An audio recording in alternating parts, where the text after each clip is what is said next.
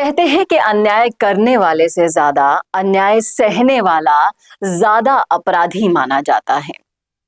और अगर इसका राजनीतिक रूप से इसको लाइन को समझने की हम कोशिश करें तो उसमें इसका मतलब उल्टा हो जाता है। एसआई भर्ती को लेकर किरोड़ी लाल मीणा ने क्या कुछ नहीं किया, लेकिन फिर भी अभी तक मामला अटका हुआ है, सिर्फ और सिर्फ मुख्यमंत्री जी की वजह से। और उसका इम्पैक्ट कितना बुरा पड़ रहा है समाज पर, वो मैं आपको बताने वाली हूँ इस वीडियो में।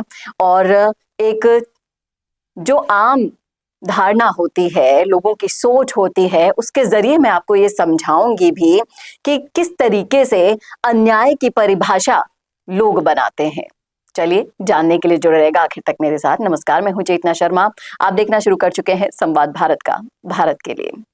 तो इस चीज को आप अच्छे से समझ जाएं तो सबसे पहले मैं आपको एक वीडियो दिखाना चाहूंगी जिसमें हुकुम मीणा पूर्व छात्र संघ अध्यक्ष राजगढ़ से बोल रहे हैं, जब नरेश मीणा के लिए महा आंदोलन का जो पूरा कारवां इकट्ठा हुआ था, उसी बीच उनका ये भाषण आया था। और वो लोग कह रहे हैं कि जब हमारी ही कास्ट के मंत्री ने अन्याय नहीं सहूंगा, फिर चाहे से वो हमारी सरकार ही क्यों ना हो, क्यों मौन रख रखा है।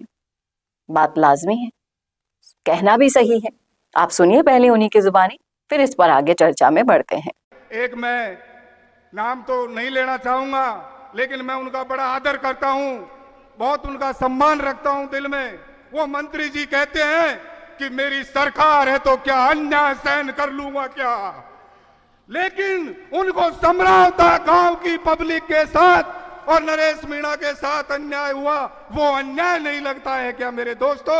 मैं आपसे ये पूछना चाहता हूं, जिस प्रकार से नरेश मीणा की आवाज को आज दबाई जा रही है, ये नरेश मीणा की नहीं, सभी राजस्थान के वो क्रांतिकारियों की भाइयों की आवाज को दबा रहे हैं दोस्तों। तो आप सब लोग यहाँ पधारे नरेश मीणा को मजबूत करने के लिए, इसके लिए मैं आपको बहुत बहुत धन्यवाद देना चाहता हूँ। हर कोई यही सवाल पूछता है कि नरेश मीणा के लिए क्यों स्टैंड नहीं ले रहे किरोड़ी लाल मीणा। किरोड़ी लाल मीणा ने जब समरावता के लिए इतना सब कुछ किया था, प्रेस कॉन्फ्रेंस की थी, वहां गए भी, लोगों से मिले, उनके लिए जिन्हें बेकार में गिरफ्तार कर लिया गया था उनके लिए सरकार से भिड़ गए और जिस तरीके की उन्होंने कार्यवाही की थी, लेकिन नरेश मीणा के लिए वो चुप हैं। और यही चुप्पी समाज के सभी लोगों को डस रही है। सभी चाहते हैं कि किरोड़ी लाल मीणा भी इस मामले में अग्रेसिव हो और एक वही नेता है जो शायद नरेश मीणा को बाहर निकाल लाए जेल से। अब जितना भी उपक्रम हुआ, इन सबके बीच में ये बात आई कि अन्याय सह रहे हैं वो लोग, क्योंकि उन्होंने पहले ही कहा था कि सरकार मेरी है तो अन्याय मैं सहन नहीं करूंगा। और ऐसा स्टेटमेंट देने के बाद ना आपसे उम्मीदें बढ़ जाती हैं सबकी, और उन उम्मीदों पर अगर आप खरा नहीं उतरते हैं तो वो परिणाम आपको और आपकी पार्टी को भुगतने होते हैं। और इस बात में कोई दो राय भी नहीं है।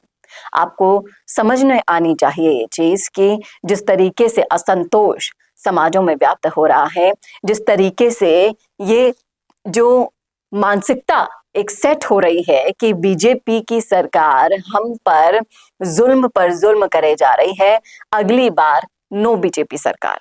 तमाम तरह के सोशल मीडियाज पर आप जाएंगे, देखेंगे तो यही मानसिकता निकल कर बाहर आ रही है, जो कहीं ना कहीं पार्टी के लिए खतरे की घंटी बन रही है। आपका क्या सोचना है कि क्या किरोड़ी लाल मीणा को स्टैंड लेना चाहिए, और वो चुप क्यों बैठे हैं? इस चुप्पी के पीछे क्या सरकार के ही बड़े लोगों का हाथ है? क्या किरोड़ी लाल मीणा भी ये मान बैठे हैं कि मैं कितनी ही कोशिशें कर लूं, यहाँ मनमर्जी सिर्फ और सिर्फ भजन लाल शर्मा जी की ही चलेगी, आला कमान की ही चलेगी, और वो सिर्फ बोलने के अलावा, प्रेशर डालने के अलावा कुछ कर नहीं पा रहे हैं?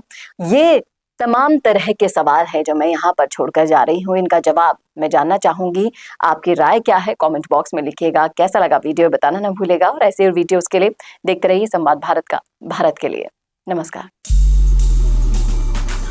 बोरिंग वीडियोस को नेक्स्ट लेवल पे ले जाना चाहते हो, लेकिन कैसे?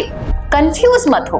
MIMS presenting certificate course in video editing. यहाँ सीखो प्रो एडिटिंग के सब सीक्रेट्स, ट्रांजैक्शन से लेकर इफेक्ट्स तक, चाहे YouTube वीडियोस हो या Instagram रील्स। इस कोर्स के बाद तुम्हारे वीडियोस बनेंगे टोटल शो स्टॉपर। इंडस्ट्री के एक्सपर्ट से ट्रेनिंग लो, अपने एडिटिंग स्किल्स को सुपरचार्ज करो और अपना कंटेंट गेम बढ़ाओ। तो अभी एनरोल करो certificate course in video editing में और बनो वीडियो की एडिटिंग मास्टर।